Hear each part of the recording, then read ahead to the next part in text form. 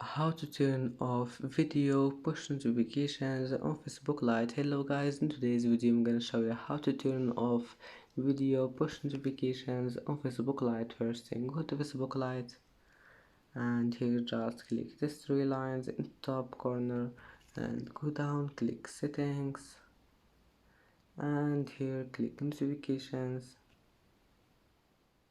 Now just click groups and not groups, sorry, video, and now just turn push off and go back, it will be saved. And that's it for today's video.